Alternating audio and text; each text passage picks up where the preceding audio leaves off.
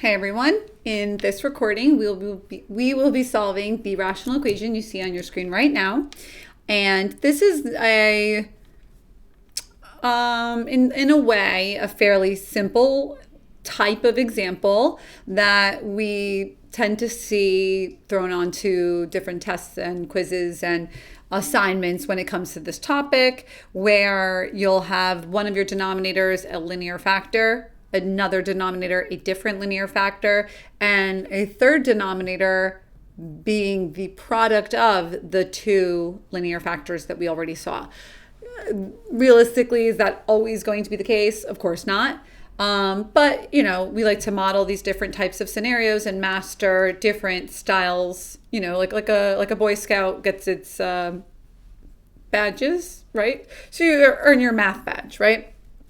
The other thing we always want to watch is with these minus signs, because I say 1,000 times a day, you got to watch about distributing that negative sign and making sure you're doing everything correctly. You don't want to get sloppy. You don't want to get lazy.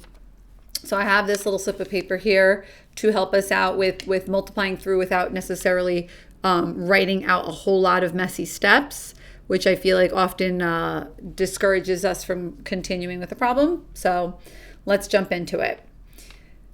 Over here, we're going to factor this denominator. Linear factors or linear denominators don't need to be factored, as they are essentially more or less already factored. They're more or less prime.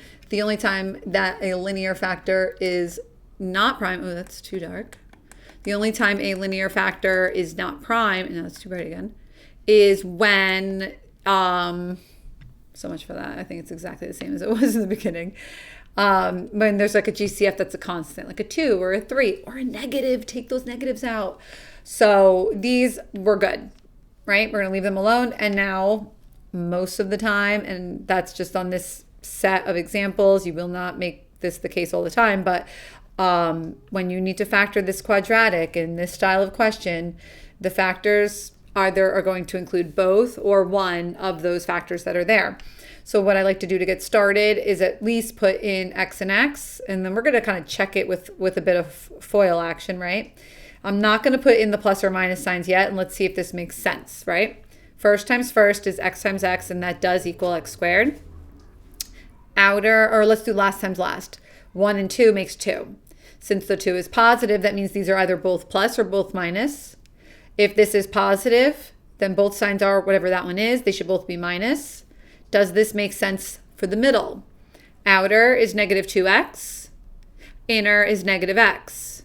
If you were to combine negative 2x and negative x or negative 1x, will that make negative 3x? Yes, it will.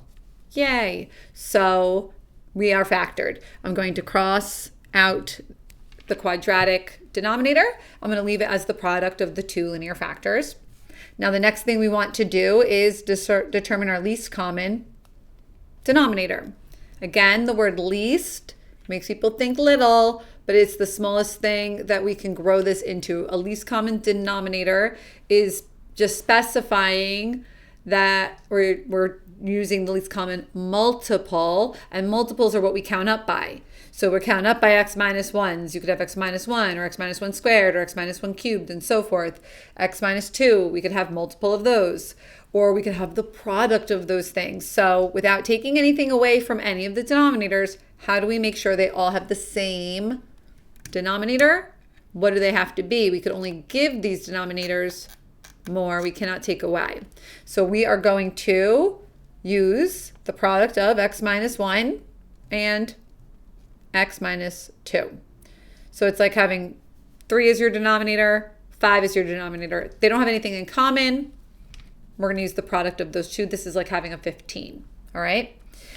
Next step, we're going to go and put jumbo parentheses around everything. And we're going to multiply through every single thing in here by the least common denominator.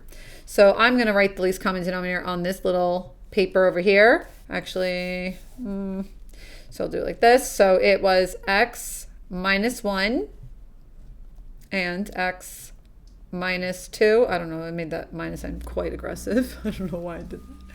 So if I multiply this in to everyone, right?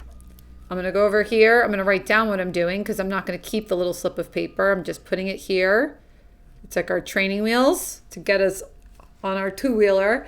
We are trying to write the next step without showing 800 steps of work. If I take that and distribute it in, I'm going to put it here with the first fraction, x minus 1, x minus 2 over x minus 1. What will happen is the x minus 1 will reduce out and we'll only be left with x and x minus 2. Minus, minus. Next, it's going to go right here. X minus 1, x minus 2 over x minus 2. That's just a 1 on top, so really I could just cover it up. X minus 2 will reduce. Now, x minus 1 stays, but if you don't put parentheses on it, then you're going to mess up the next step. And I am realizing that you might not be able to see that right there. So I'll move that down a bit. There we go. Hopefully it's okay. So if you don't write it with parentheses, you are going to keep it as minus x and minus 1, when in the next step, I'm going to write minus x and I'm going to write plus 1. Okay? Equals. I always try to line it up the best I can. I got this. 11 times x minus 1, x minus 2 over x minus 1, x minus 2. You're not foiling at this time.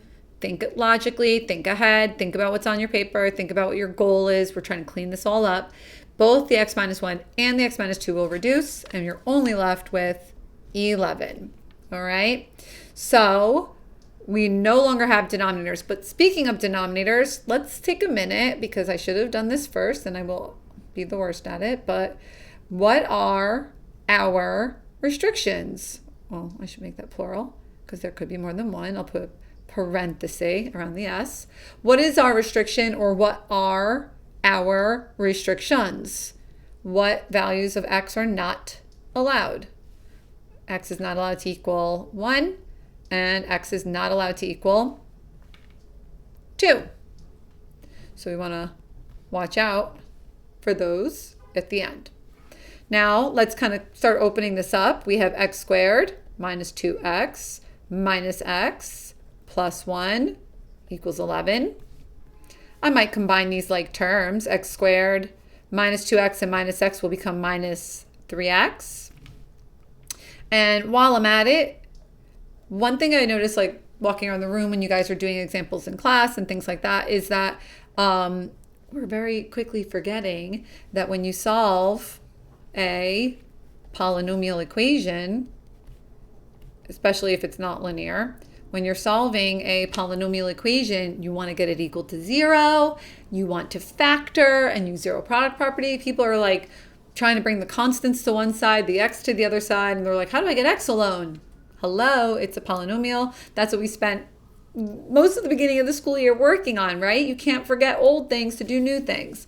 So I'm going to bring that 11 over, because the goal is we want it equal to 0 so that we can be happy as we implement the zero product property.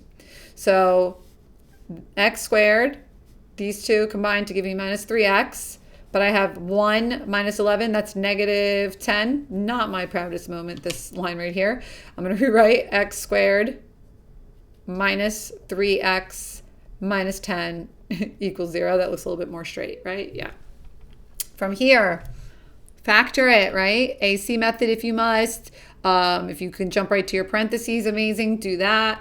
But what multiplies? A is 1, 10, negative 10 is my C value. What multiplies to give us a C, or negative 10? And what adds to give us negative 3?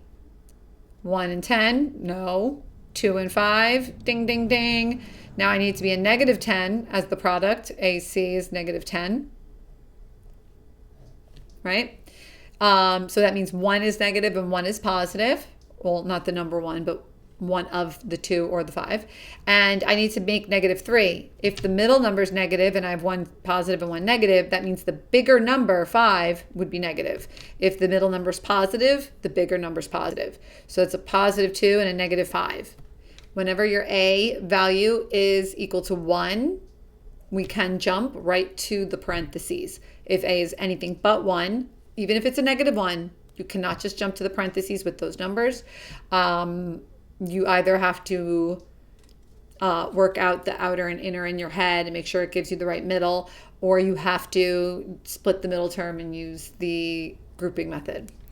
I'm going to jump over here. Whatever you need to do on the side is up to you. You need to know yourself and discipline yourself and be a grown-up about it.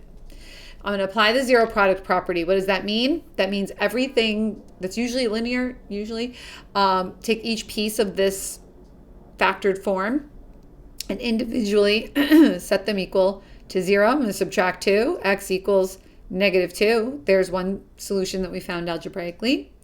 And over here, I'm going to set that one. Sorry. X equals 5. I'm sorry, X minus 5 equals 0. That means X, add 5 over, equals 5. Now, these are the answers we found, right? Those are my restrictions. Is there any overlap?